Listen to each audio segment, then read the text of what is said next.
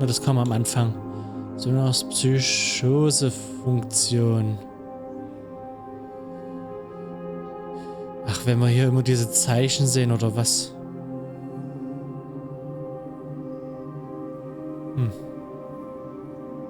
Na, da gönnen wir uns das doch mal. Wie viel? 23 Minuten. Na, da haben wir jetzt aber was zu gucken. Senua finds a unique courage to keep pushing forwards on her quest, no matter what. She sees the world differently to those around her and faces challenges others would avoid. When driven so strongly by one powerful purpose, she will do anything to rid the world of the darkness. This is her life's mission, and she will not stop until she fulfills her quest. Sag ja, Melina ist eine leckere Frau. And I have lived with psychosis for most of my life. To me, psychosis means living in a different reality. Reality that isn't shared with other people. Often living with psychosis is dark and miserable. While experiencing psychosis, I've got to hear the voice of God, the opposite, seen and spoken with angels, and been to hell itself. Recovery college and peer support really did turn my life around.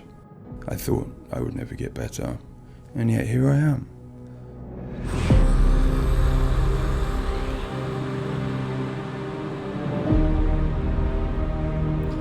Tja, ihr Normales wisst gar nicht, wie gut es euch geht. The things that Senua experiences in Hellblade are very similar to some of my own experiences. She lives in a reality that other people might find hard to understand. She sees significance in symbols, in meeting people, in all sorts of things that are going on around her. Senua is experiencing an altered state of reality which would be very hard to understand without having experienced it yourself or playing Hellblade. Lost soul who fought through hell to find. Deswegen sage ich den Leuten immer, spielt Hellblade, dann könnt ihr es vielleicht ein bisschen nachvollziehen. Und trotzdem werde ich euch niemals vertrauen. It's difficult saying that it's an illness, that it's not real. Of course, to me, it is. And of course, to Senua, it is. And that's what's driving her to do these amazing feats of courage, to overcome pain and exhaustion, to do what she knows she must. All the fear, everything I've seen, everything I've done has led me to this place. We've come so far, not far enough. Say it. You are ready. Tell them. In Senua's Saga Hellblade 2, we tell the second part of the story of Senua, a Celtic warrior who, like Eddie, has experiences of psychosis, seeing the world in a unique way and existing in a reality unshared by others. At a surface level, this manifests for Senua in seeing things that others don't, hearing things that others don't, and having unique beliefs about the world. My name's Paul Fletcher. I'm a psychiatrist and a professor of neuroscience at the University of Cambridge, and I've been working with the Ninja Theory team on Hellblade and other projects for several years now. I am a clinical doctor, but have also added research and teaching to my role. And in all three areas, I'm especially interested in the human brain and how it strives to make sense of the world, which is complex and changing all the time. The lake, like a mirror. You can see the reflection. Senua, like many people, experiences psychosis. Now, psychosis is not a diagnosis, although it is associated with a number of medical and psychiatric conditions. But ultimately, it's a loose description of a shift in one's experience of reality. What are you doing? Screams of the dead. There's something here. They are not. I need to find out what it is. They are. A person with psychosis might experience changes in their perceptions and their beliefs. For example, they might see or hear things that other people can't. And they might come to believe things that are quite uncharacteristic for them. For example, they might feel that somebody, perhaps somebody even very close to them, is intent on trying to harm them. Now, it's very important to remember that this is not just a vague feeling or an imagination. To the person, it feels like their reality, just as everything around me feels like my reality to me. I, like many people, feel that in order to even begin to understand psychosis, we have to start with thinking about how the brain works in general, how it makes sense of the world around it. And when we do that, we're repeatedly confronted with evidence that actually it doesn't just rely on the evidence of our senses, but it actually relies on what it already knows, on its predictions, its anticipations, and its expectations. Your voices. Now that might seem like a defect. After all, why would we want to rely on what we already know rather than what the world is telling us? But if we did act simply as passive receivers, we would be completely swamped. We'd be like a newborn infant trying to make sense of the colours and shapes without any way of having a framework to try and understand those colours and shapes. Our senses are bombarded with information from the world that's rapid, it's intensive, it is noisy, ambiguous, unreliable. And if we were to try and make sense of that without imposing patterns and expectations, then it would be like trying to assemble a multi-dimensional jigsaw without knowing what the picture was on the box. Many of us think that the brain ultimately is an organ that makes predictions. It craves patterns and associations in order to make sense of the world. And without that, we are confronted with a feeling of uncertainty, of anxiety, of distress, even of fear. They're calling. Something is drawing near. Where do these predictions come from? Many of them are actually embedded in the structure of our brain, probably wired there by evolution. Many of them come from our earliest experiences as babies, trying to make sense of this new world that we're born into. Many come from our early childhood experiences, from what we learn from others and how we interact with others, from our parents, our teachers, our friends.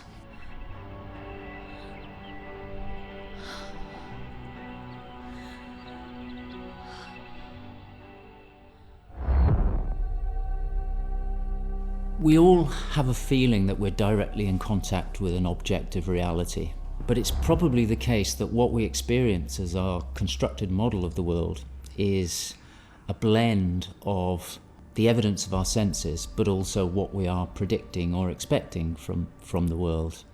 So this blend exists in a very fine and delicate balance, and the weighting of that balance probably varies a great deal across different individuals.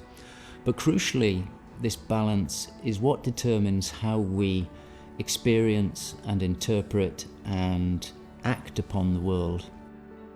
And some of them are embedded in shared experiences with others, our society, our culture, our arts, even our religions and our mythologies.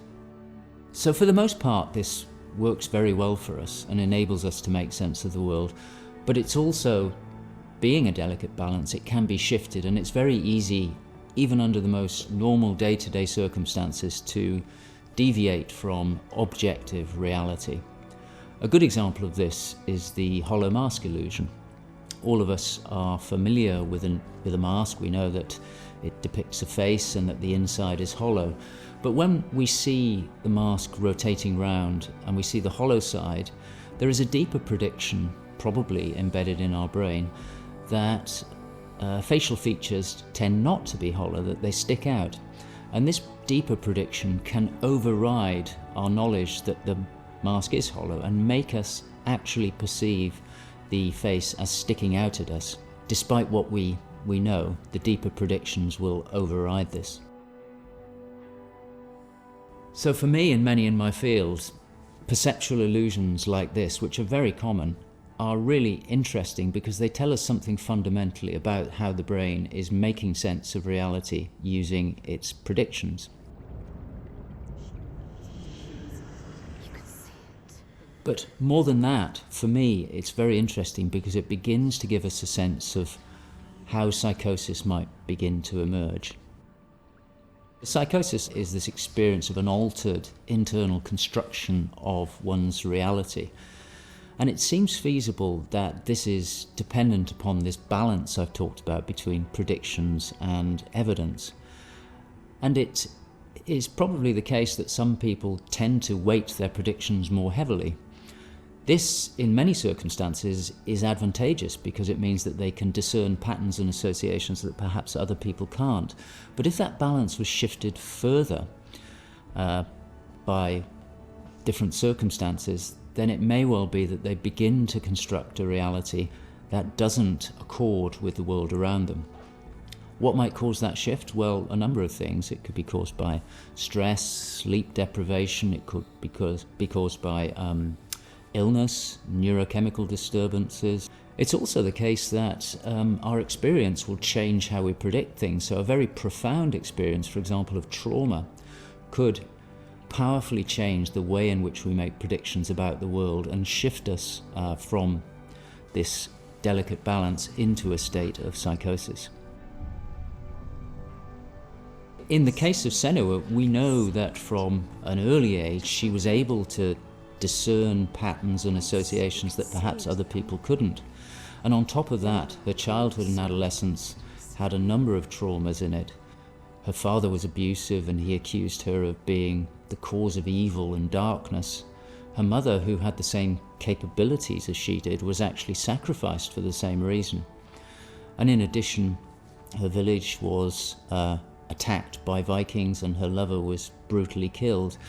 And it's possible that all of these traumas would act on her natural tendencies to topple her into this psychotic experience that is depicted in Hellblade.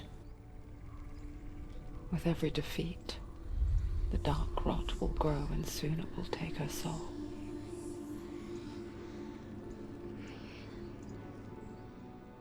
In Hellblade Senua's Sacrifice, we find Senua discovering and understanding her experiences.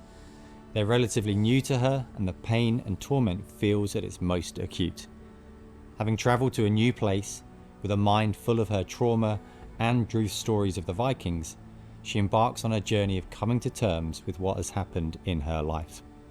Ultimately, rather than finding the unachievable certainty of rescuing Dillion, she achieves certainty in the realization that Dillion is gone forever. She learns to accept his death, and in turn, her experiences of psychosis. Even in darkness, the wonder and the beauty of this world never leaves us. It is always there, waiting to... In Senua's Saga, we find Senua at a different place on her physical and mental journey.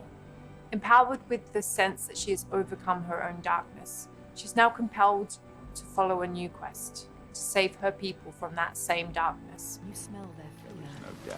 He's here. Death is coming. Look at the bones. Death is coming for Look at the you. bones. That's going to be you. That's going to be everyone. In Sacrifice, Senua's psychosis is acute and all-consuming. She is preoccupied and absorbed by her experiences. To some extent, she is enveloped and enslaved by the darkness. She cannot ignore her voices and visions. She's totally committed to the quest within her altered reality. In Saga, there has been some resolution to this. There's no miracle recovery. She still experiences the voices and visions. She still has a changed reality. But the balance of power has shifted. She is the one who is able to be in control. She's able to resist and challenge the voices. She's able to make decisions that much more clearly reflect her own goals. I see through your lies. And I will show them how to see as I do. I will not appease your gods. I will destroy them. And in addition, in Saga, she is able to encompass the reality of others. She sees them for the constructions that they are, and she is able to interact with them. And I think that's a very powerful change and a very important area to explore. They have lost everything. In Saga, we've had the opportunity to explore the next phase of Senua's mental health journey. One where she's come to a place of understanding, but where she and us as creators have new challenges to overcome. Where Senua's belief system will clash with that of others. Her experiences will play out in the presence of people who don't share her perspective. And where she feels a new sense of power in being chosen for the quest, but also a new weakness, bowing underneath the weight of responsibility that sits on her shoulders. Wait.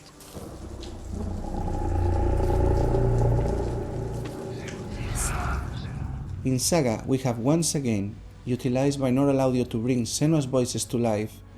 Her furies still travel with her, but their tone has changed this time. She continues to be haunted by her father, and she starts to feel the audial presence of Icelandic myth infecting her mind. That scream. Tatsächlich Island. Voice. Something dark, Senua. You need to go up there. Don't let them see you coming. You need to find out.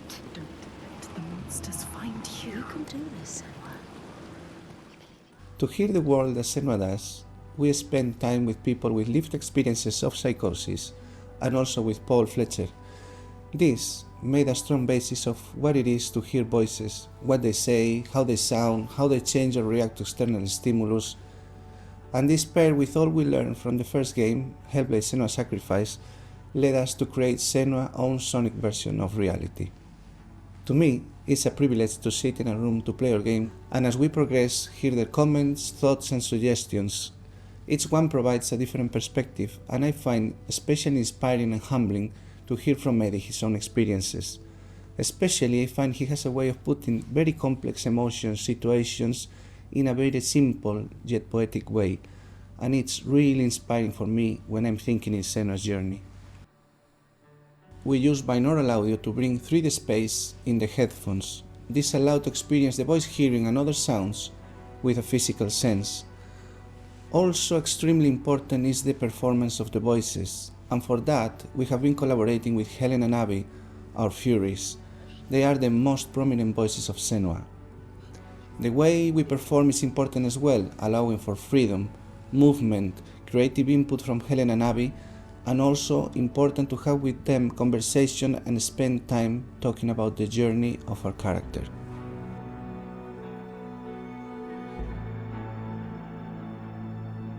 There is a lot of time gone into experimentation, so every sound in the game is connected in some way with the emotion that Senua is experiencing as she travels through Iceland, from the sounds of the nature to some of the musical moments. What's a sign? Beyond of its uniqueness or not, I find that for me, something extremely important is to create a connection beyond the game. So in understanding Senua's own reality and going on a journey with her, I hope our players will understand better how people experience reality different, and in doing so, I feel, we break those walls that keep us distant and lonely. My brothers used to come here to practice fighting. Sneak out. Follow them. For Saga, in order to bring Senua's experiences of hallucinations to life, it was very important for us to listen to people's real lived experiences. It was then a case of thinking about how Senua's world and reality might look when faced with these types of examples. This would have been impossible without Paul Fletcher and amazing people like Eddie and Kathy, who've been so open and honest about what they have been and do go through on a day-to-day basis. I think it takes real strength to be able to talk about such personal things to a new group of people. On the visual side, We have lent into things like repeating fractal geometry shapes, cymatic patterns, with lighting and post-processing changes to all help reflect the current feelings of Senua. And hopefully, when combined with the audio and gameplay, the player will get a sense of what we are aiming to achieve. Einen Aspekt haben sie bisher noch nicht verwendet, aber das werde ich euch am Ende von dem Video dann erzählen. Mit dem wir uns In auch Sacrifice, rumschlagen we saw a müssen. story of Senua's suffering at the hands of her experiences. In Saga, we're telling a more nuanced story of the next step on her journey. One where she has found a greater balance, but where her experiences are just as strong. Where rather than being a victim to her experiences of psychosis, she is driven by them on a path that only she sees. Bringing sin with you. The gods cannot be killed.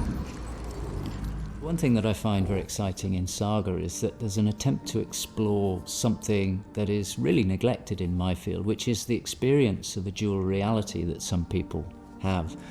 People who have had Senua's types of experience have spoken to me about this feeling that they have their own reality, but they also recognize the reality that others experience, and it can be very confusing, it can be disorientating. And it's exciting to me that the game contains an explicit attempt to portray this experience of dual realities, and I think it'll be very interesting to see how people respond to that. It's amazing what has been done and what's been portrayed. I think it's really difficult to turn words into what other people might be seeing, but I think I'm always blown away by what Ninja Theory come up with for their games, and I'm really stunned at the quality of, you know, the things that she sees and the sounds of the voices that she has. I think they're pretty realistic. She's getting closer. Yes, she can feel it. I hope that the game will help people who maybe don't understand psychosis or don't know very much about it to start with. I think by experiencing some of what they will do in the game, I think it brings to life a little bit of what it's like to have psychosis, and I think hopefully people will learn from it. Ja, viele Menschen werden daraus nie lernen, weil working as a peer support worker. Wir sind keine What that Erfolgsmenschen. means is that in my case, in the job that I have in my role, it means that I go to see my people, to see my peers. We talk about how things have been. The way that Hellblade has captured the experience of psychosis is nothing like I've ever seen before in terms of its realism, in terms of its fairness to people like me.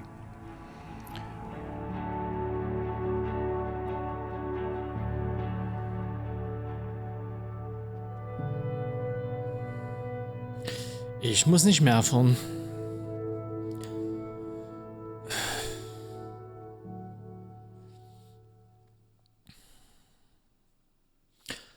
Aber gut, dass sie es mit eingebaut haben. Ja, den Aspekt, den ich meine, den sie hier, was diese Psychose angeht, nicht mit eingebaut haben, ist, wie wir eure Gesichter wahrnehmen. Manchmal überlappen sich unterschiedliche Mimiken. Quasi, dass alles sich auf ein Gesicht fokussiert und man sieht halt quasi alles, wie es überlappt, wie ihr lacht, wie ihr nachdrängt, wie ihr schreit und was weiß ich nicht alles. Das ist eigentlich mit das Schlimmste, weil dann weiß man wirklich nicht, was man für ein Gesicht sieht, und ich hatte schon immer das Problem, dass ich eure Gesichter quasi versetzt sehe. So wie, als würde quasi das Gesicht, das Hauptgesicht in der Mitte sitzen und dann in die jeweilige Richtung sich noch die unterschiedlichen Mimiken von euch, die ihr mit eurem Gesicht machen könnt, sehe ich dann auch noch zusätzlich.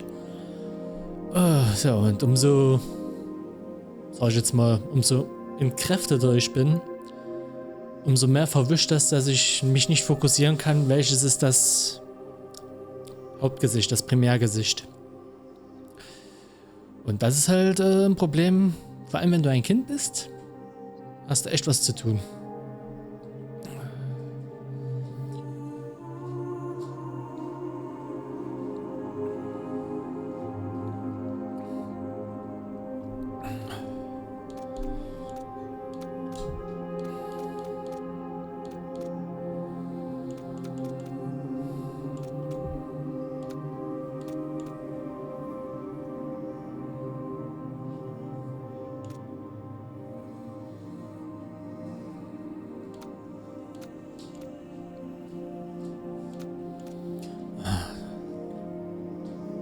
wenn man das Kampfschwierigkeitsgrad umstellt.